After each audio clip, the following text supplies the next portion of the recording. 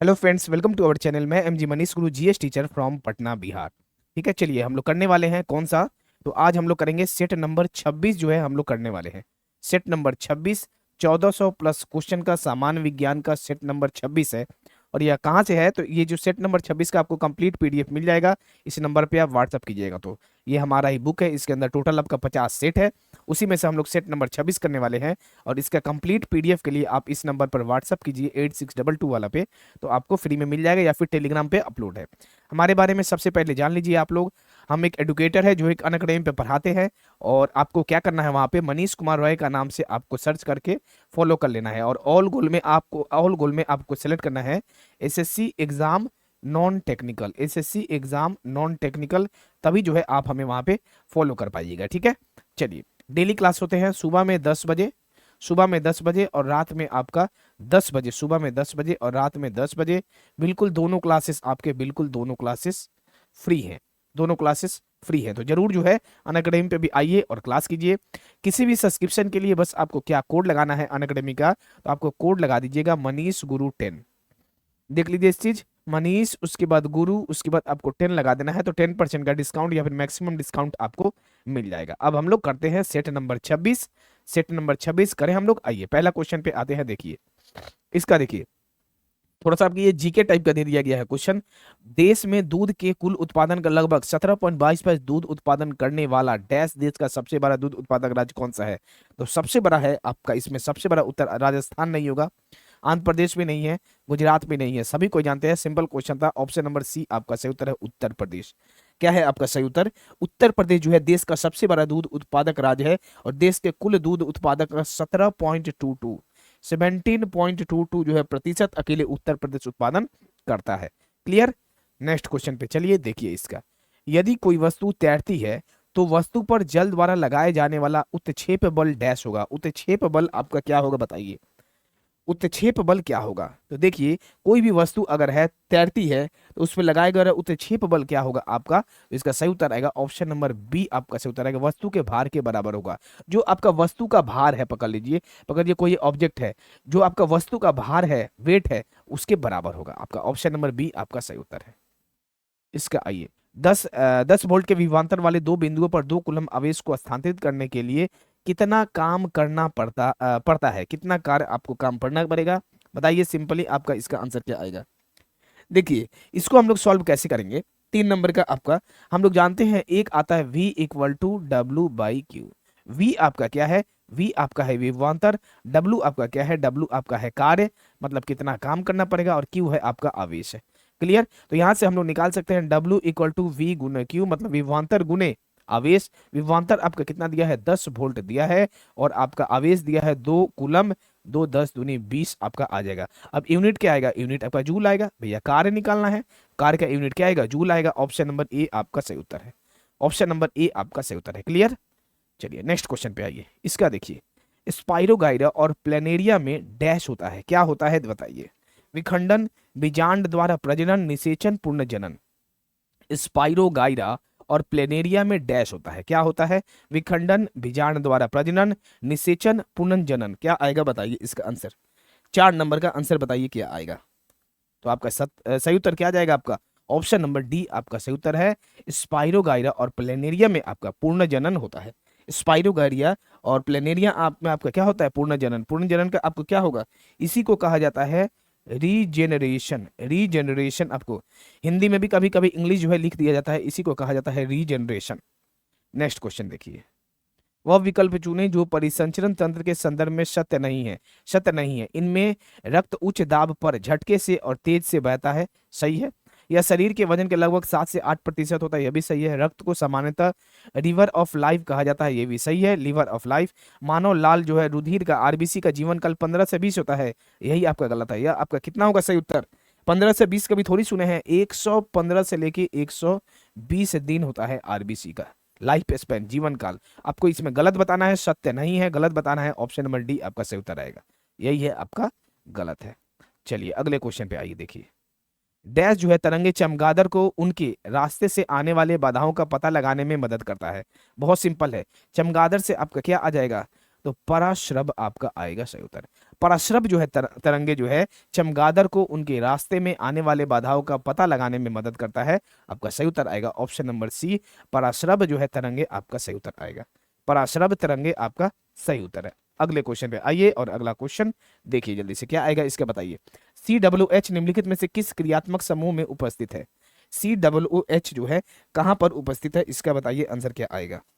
CWH देखिए इसका सही उत्तर क्या आ जाएगा, तो ऑप्शन नंबर आपका आएगा CWH। सबसे पहले कीटोन जानिए, कीटोन का क्या होता है, लास्ट में ONE होता है। अल्कोहल का क्या होता है, तो लास्ट में आपका OH होता है।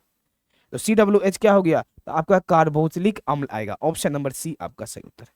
ऑप्शन नंबर सी आपका सही उत्तर है। CWH होता है लास्ट में COOH, कार्बोक्सिलिक एसिड या फिर कार्बोक्सिलिक अम्ल आपका सही उत्तर आएगा। क्लियर। नेक्स्ट क्वेश्चन देखिए, ये सब क्वेश्चन में क्या ज्यादा समझा, इतना तो क्वेश्चन ऑलरेडी प्रैक्टिस करवा चुके हैं। न्यूमेरिकल आएगा आपका पूरा एकदम क्लियरली आपका समझिएगा, एकदम दिमाग में ये सब छापते जाइए। देखिए वह तापमान क्या कहलाता है जब एक ठोस वस्तु वायुमंडलीय दबाव पर पिघलकर द्रव जो है बन जाती है, क्या कहलाता है। आपका सही उत्तर क्या आएगा, आपका सही उत्तर जल्दी से एकदम सोचिए दिमाग में क्या आएगा। आपका सही उत्तर आपका सिंपल दिया हुआ है, वह क्या कहलाता है। ऑप्शन नंबर बी आपका सही उत्तर है, गलनांक कहलाता है। इसी को तो क्या कहते हैं, इसी को कहते हैं मेल्टिंग पॉइंट जो है, इसी को कहा जाता है। क्या कहा जाता है, मेल्टिंग पॉइंट वह तापमान होता है जब एक ठोस वस्तु वायुमंडलीय दबाव पर पिघलकर द्रव जो है बन जाती है। मेल्टिंग पॉइंट वही होता है। क्लियर है, ऑप्शन नंबर बी आपका जो है सही उत्तर है, मेल्टिंग पॉइंट। चलिए नेक्स्ट क्वेश्चन देखते हैं हम लोग। नेक्स्ट क्वेश्चन आइए, एक मोटी जेल की तरह घोल बनाने की इसकी क्षमता के कारण डैश का उपयोग जेली, जैम और मुरब्बे को बनाने के लिए वाणिज्यिक रूप में किया जाता है। लैक्टोज, उसके बाद आपका पेप्टाइड, पेप्टोन, पैक्टिन, क्या आएगा 9 नंबर का बताइए सही उत्तर। 9 नंबर का सही उत्तर क्या आएगा, आपका सही उत्तर है ऑप्शन नंबर डी आपका सही उत्तर है, पैक्टिन। एक मोटी जेल की तरह घोल बनाने की इसकी क्षमता के कारण जो है पैक्टिन का उपयोग जेली, जैम और मुरब्बे को बनाने के लिए वाणिज्यिक रूप से किया जाता है। पैक्टिन का उपयोग, ऑप्शन नंबर डी आपका सही उत्तर है। ठीक है, चलिए नेक्स्ट क्वेश्चन हम लोग देखते हैं। एक कूलम आवेश कितने इलेक्ट्रॉन से बनता है। एक कूलम देखिए फॉर्मूला देख लीजिए इसका, Q इक्वल टू क्या हो जाएगा, N गुने E आ जाएगा। ठीक है, आपका इलेक्ट्रॉन कितना दिया है 1.6 गुने 10 के पावर -19। N इक्वल टू क्या है, तो Q बाई E आ गया। ठीक है, Q आपका कितना है देख लीजिए, एक कूलम Q आपका दे दिया है, Q आपका एक कूलम दे दिया है, और यहाँ पे इलेक्ट्रॉन कितना 1.6 गुना 10 के पावर, तो Q बराबर क्या आ गया, एक, और बटे में आपका आ जाएगा 1.6 गुने 10 के पावर -19। इसको आराम से सॉल्व कीजिए, आपका सही उत्तर क्या आएगा, सॉल्व कीजिएगा जैसे इसको, तो इसका आपका सही उत्तर क्या आ जाएगा, सही उत्तर आएगा ऑप्शन नंबर सी आपका सही उत्तर आ जाएगा 6.25 गुने 10 के पावर 18। आंसर आपका आ गया। बस उसको 1 बाई 1.6 गुने 10 के पावर 19, इसको उल्टा कर दीजिएगा 6.25 गुने 10 के पावर 18 आपका आ जाएगा। क्लियर है, सभी का यहां तक क्लियर है, सॉल्यूशन क्लियरली समझ में आया होगा। चलिए अच्छा, जरा सा डाउट है तो हम दोबारा यहाँ पे एक चीज आप लोग को लिख देते हैं। देखिए 1 बाई, इसको सॉल्व कैसे करिएगा, 1 बाई 6 गुने 10 के पावर -19 है ना, इसको क्या करना है, इसको मतलब ये पॉइंट हटाने के लिए बाई 10 कर दिए, मतलब ये आपका आगे 18, ये ऊपर जाएगा अब तो 10 के पावर 18 आ जाएगा, और 1 बाई 16 कितना होता है, 1 बाई 16 आपका यही आता है। क्लियर, क्लियर है। अगले क्वेश्चन पे चलिए, नेक्स्ट क्वेश्चन पे हम लोग आते हैं। नेक्स्ट क्वेश्चन देखिए, नेक्स्ट क्वेश्चन आते हैं, नेक्स्ट क्वेश्चन देखिए।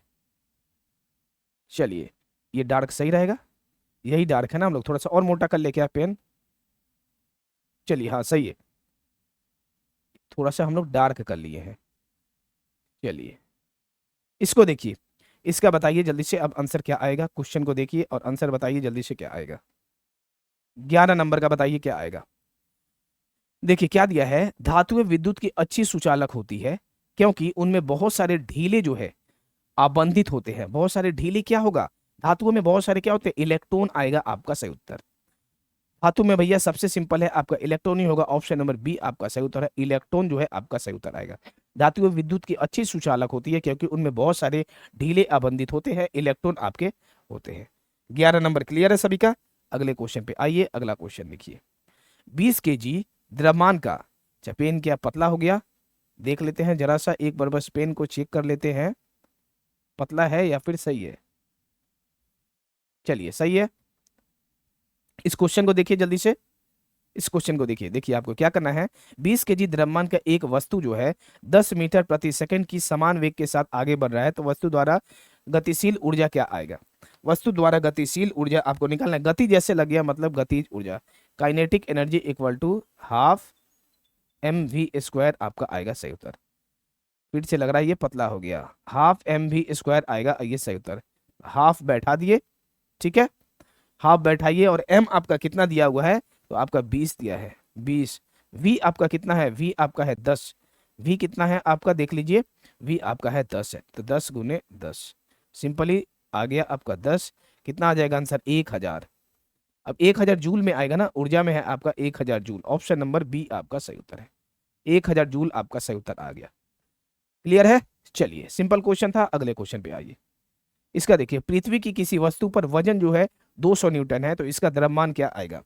एकदम सिंपल क्वेश्चन, एकदम सिंपल क्वेश्चन। वजन अगर है आपका उतना तो द्रव्यमान W इक्वल टू क्या होता है, m गुने जी, भार बराबर यही फॉर्मूला होता है। तो वजन आपका 200 न्यूटन दे दिया गया है, तो 200 लिख दिए, और आपका द्रव्यमान निकालना है, द्रव्यमान मतलब, और आपका मतलब द्रव्यमान निकाल दिए, यहाँ से m लिख दिए, और g आपका कितना है 10, कट गया, m इक्वल टू 20 kg आ गया। m इक्वल टू 20 kg आपका आंसर आ गया, 20 kg। ऑप्शन नंबर सही उत्तर क्या है, ऑप्शन नंबर ए आपका। ये आप सब आपका एग्जाम में आया हुआ है, आप डायरेक्ट बिना सॉल्व किए भी, क्योंकि द्रव्यमान का बस केजी होता है, बिना सॉल्व किए भी इसको कर सकते हैं। अगले क्वेश्चन आइए, देखिए, डैश बुझे हुए चूने को रासायनिक नाम क्या है? बुझा हुआ चूना का रासायनिक नाम क्या है? बहुत सिंपल क्वेश्चन। आपका क्या है सही उत्तर? सही उत्तर आएगा आपका ऑप्शन नंबर ए आपका सही उत्तर है, calcium hydroxide, CaOH2। Calcium hydroxide को जो है बुझा हुआ चूना कहा जाता है। ये क्या है आपका? ये आपका कैल्शियम ऑक्साइड है, कैल्शियम कार्बोनेट है, कैल्शियम क्लोराइड है, और ये CaOH2 कैल्शियम हाइड्रोक्साइड। इसको लिख दें क्या हम?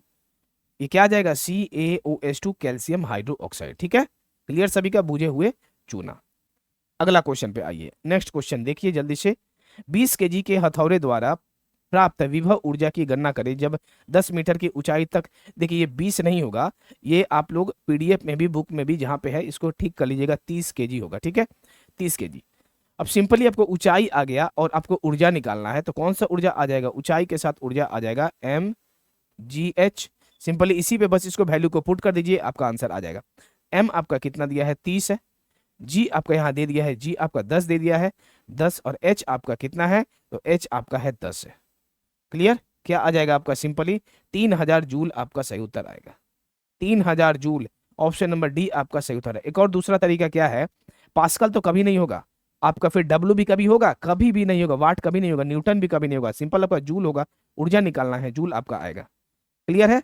चलिए अगले क्वेश्चन पे हम लोग बढ़ते हैं। अगला क्वेश्चन देखिए, एक मजदूर भूमि से 10 kg का सामान लेता है और उसे भूमि के 1.1 मीटर ऊपर अपने सिर पर रखता है, तो उसके द्वारा सामान किया गया काम को निकालना है। देख लीजिए, simply W equal to FS होता है ना, FS मतलब क्या आ गया, M गुने G आ जाएगा, G आ जाएगा, और S की जगह पे H लिखा जाएगा।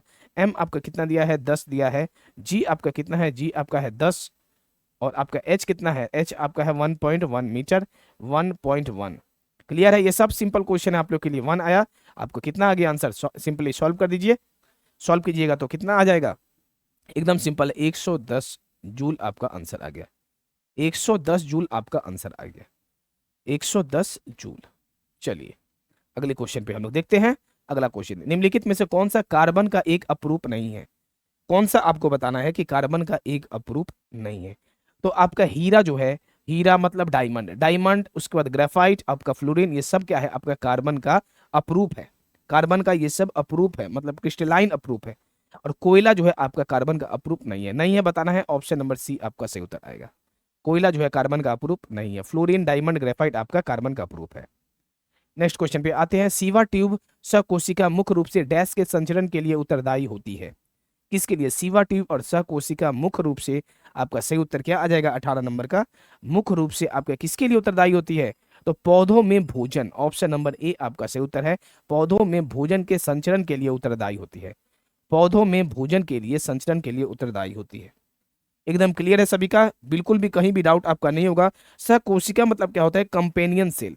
सहकोशिका मतलब आपका क्या आता है? इसी का मतलब होता है कंपेनियन सेल। कंपेनियन सेल आपका होता है।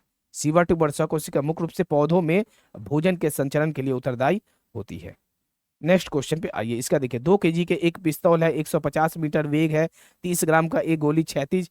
बहुत सिंपल है, हम आपको पहले भी ऐसा करवा चुके हैं। देखिए इसको कैसे कीजिएगा, इसको देखिए बस कैसे कीजिएगा। पिस्तौल के लिए m गुने v, और क्या आ जाता है इधर माइनस m गुने v गोली के लिए आता है। हमको निकालना क्या है, पिस्तौल का प्रत्यक्ष वेग। पिस्तौल बड़ा है इसलिए बड़ा m भी लिख दिए, गोली छोटा होता है तो छोटा m भी, और नेगेटिव आता है दोनों अपोजिट डायरेक्शन के लिए, ठीक है। चलिए इसका देखिए अब जल्दी से, अब हम लोग क्या करेंगे, सिंपली यहाँ पे हम लोग को क्या करना है, पिस्तौल के प्रतिच्छिप वेग है यहाँ पे दिया हुआ, तो वेग v equal to minus M V by capital B. इसको बस वैल्यू पुट कर दीजिए, कितना आपका दिया है, छोटा m आपका कितना है, गोली का आपका कितना दिया हुआ है, तो गोली का आपको देखिए यहाँ पे गोली का 30 ग्राम दिया हुआ है। 30 ग्राम को जब आप केजी में बदलिएगा, 1000 से डिवाइड दे दीजिएगा, तो आपका कितना आ जाएगा, 0.03 केजी आपका आएगा, 0.03 केजी आपका आ जाएगा, ठीक है। 0.03 गुने छोटा v का कितना आएगा, देखिए आपका छोटा v का कितना दिया हुआ है, तो 150 आपका दिया है, 150।